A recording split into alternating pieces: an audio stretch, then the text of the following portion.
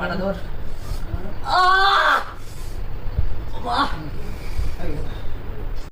This case is shoulder dislocation.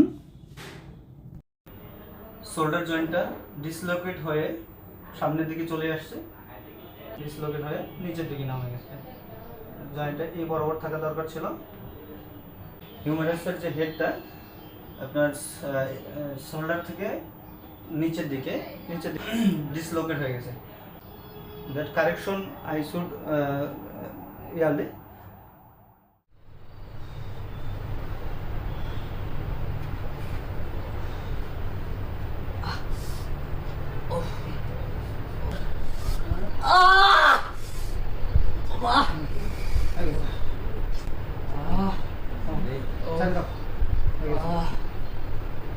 রিল্যাক্সে থাকো, ঘাবড়াবে না।